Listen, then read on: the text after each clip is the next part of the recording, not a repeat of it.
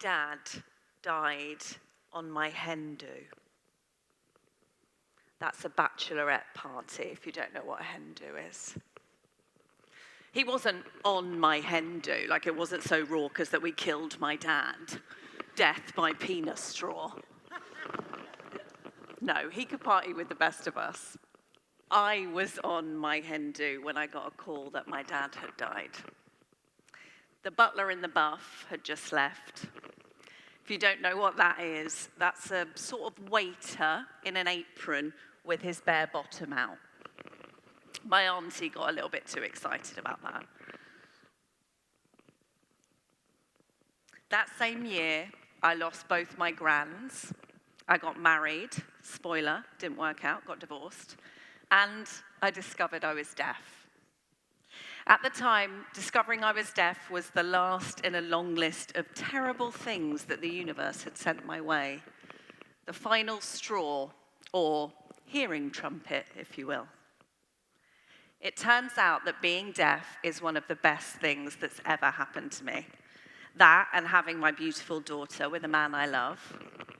The man I love is my postman, but that's a whole other TED Talk.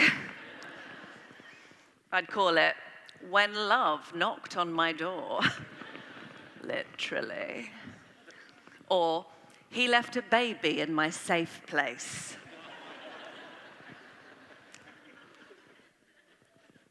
But you don't look deaf, Sam. You don't sound deaf, you're not signing, so you're not properly deaf, are you? Let's tackle this up top. The term deaf covers a whole range of deaf experience. Whether you're born deaf into a deaf family, grow up using British Sign Language in deaf culture, or if you discover you're deaf later in life and get hearing aids, or if you pretend the whole thing's not happening. Deaf covers it all. Audiologists call it hearing loss. Some people might call it hard of hearing or late deafened if it happens later in life. But we use deaf. So I'm deaf. I have 2 hearing aids, I lip read, and I'm learning British Sign Language.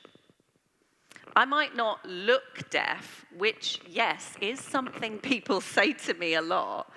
And I worry that it's because deaf people in the public eye are incredibly attractive and weirdly good at dancing on Strictly Come Dancing and Dancing with the Stars. I can dance. So I'm sad if I don't look deaf. I might not sound deaf because the deaf accent, as we call it, is not purely about your level of deafness. And I went to drama school, so any accent was drummed out of me, darling. I am deaf because I still experience society's prejudice, inaccessibility, and price tag for being deaf. But I thought you said you love being deaf, Sam. Good point, and I do. I love the deaf community.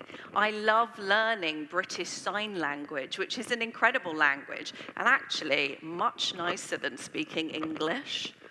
I mean, would you rather say autumn or sign this?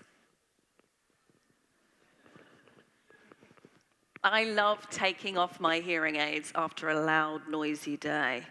It's like taking off your bra and getting into a bath at the same time. I was 29 when I discovered I was deaf, and it was a shock. The sign for shock is a very good representation of my face when the audiologist told me.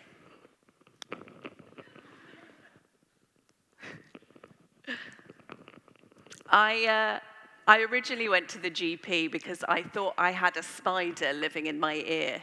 True story. It turns out it was a type of tinnitus brought on by loud noises, but I just thought when I was dancing in the club, the spider didn't like it and was trying to scramble away from all the noise. So I went to the GP. She looked in my ear, no spider, phew, but she referred me for a hearing test. At the time, I thought it was some sort of initiative and she'd get a bonus, and I thought, she deserves a bonus, so I went. They told me a hearing test was like a beep test, and the only beep test I'd done previously was the one where you run in between the cones at school. So I turned up in full lycra. There was an 80-year-old man in the waiting room, and I thought, he's going to struggle. Turns out his hearing was fine. When you have a hearing test, they put you in a box, not like female comedians only talk about our periods, an actual box. And they give you a clicker, and you have to click it when you hear a noise or a beep or talking. It's like a reverse weather girl, and that's not a euphemism. The problem is, I'm very competitive, so I tried to win the hearing test. And the problem with hearing is you can't hear what you can't hear, which sounds straightforward, but in an eye test, you can see that you can't see. So I thought I was smashing it. I thought I'd come out to applause. They'd be engraving my name on some sort of board, at the very least a cuddly toy. So it was a real shock when the audiologist told me I needed hearing aids. I actually cried in a bike storage area in Westfield Shopping Centre in London. I didn't go there to cry, I was just nearby. Although I have cried in a lot of shopping centres.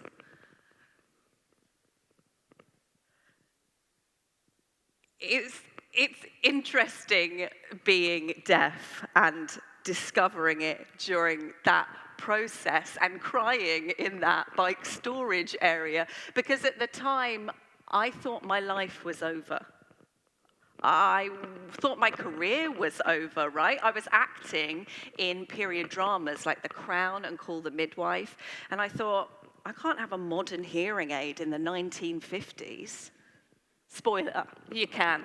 They just style your hair over it, or you have a lip speaker on set. At the time, I was presenting on BBC Radio London, and I thought, I can't be a deaf radio presenter. You can. I just use Zoom to lip read anyone I'm interviewing, and the icon that is Tony Blackburn has hearing aids. Yeah. Nowadays, I still act. I still present on the radio. I'm a speaker. I'm a deaf TV presenter, niche. I'm ambassador for the Royal National Institute of Deaf People, stage text, and I wrote the best-selling book, Living with Hearing Loss and Deafness, a guide to loving it and owning it. I also write children's books with deaf main characters, and I'm often asked by hearing authors to look at their deaf characters and give them notes before it goes to print.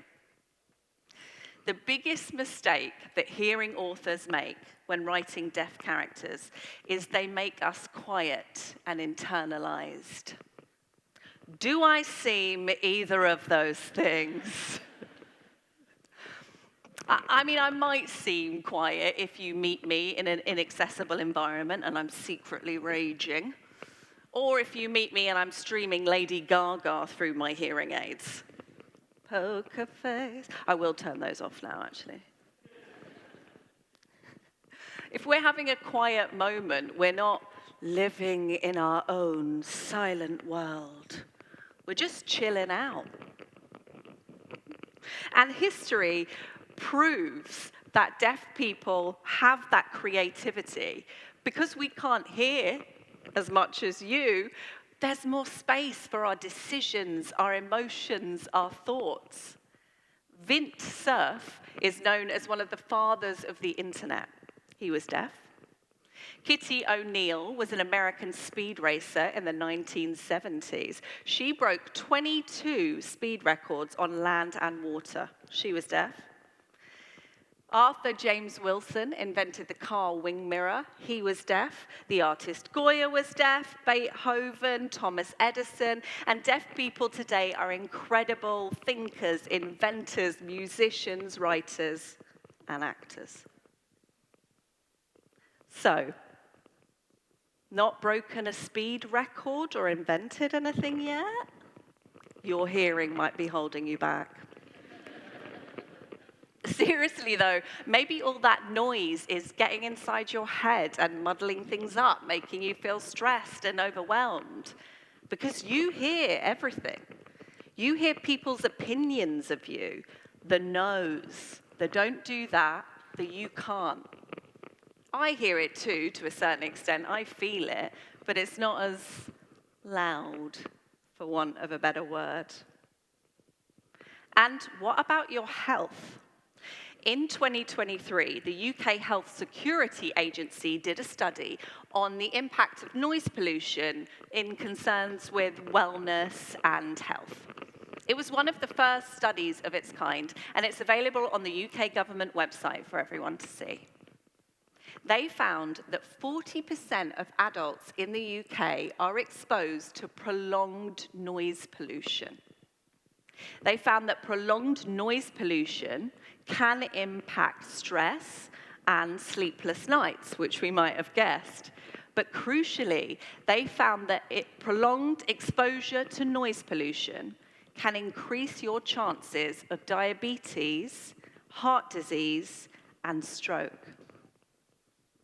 The World Health Organization said they were worried about noise pollution in 2018. And I'm not saying deaf people don't experience any of that, but it's interesting, isn't it? Did you realize the impact of noise, or the lack of, and what it was doing to your health? There's a connection there with deaf people as well, and I think it's something we can all learn from. When I lip read or I sign with someone, I have to look at them the whole time. When I'm lip reading, I have to stare at the person's mouth. And yes, many men have thought I wanted to kiss them, and I need to tell them that I lip read up top. You have to look at the person's mouth the whole time in case you miss a word or some context to understand the conversation. And when you're signing, you need to look at the person's hands, their expression, their body language. You need to give them your full attention. How many conversations have you had recently with a partner or a friend where you've looked at them the whole time they're talking? Not at your phone, not at the TV, not at whatever else you're doing, giving them your full attention. There's a connection there with the deaf community that we don't have with the hearing one. And anyway, who decided that hearing was the only way of experiencing the world? Do I need to hear everything to live a full life? No. And that set me free. You know, why were fire alarms invented to blare out loud and not also flash with light? Why do train doors beep when they're closing? I have been stuck in so many train doors. Why were rooms built to echo and not absorb all that background noise by cushioning it? Those things might seem like common sense, but maybe all those hearing inventors got distracted. There was too much noise. So what can you do? Well, don't pretend to be deaf for a day, because that's just patronizing. But I want you to take 3 of these tasks, try them, and see what happens. You could write down all the ways you relied on sound today. You could think about how much you're relying on sound right now and how your experience might be different if you weren't. You could take a British Sign Language taster course. You could try and lip read someone you don't know. You could try not to rely on sound on your way to work tomorrow. You could go 24 hours giving everyone you speak to your full attention. It might be challenging, because living in a hearing society is challenging. But it might also set you free. Thank you.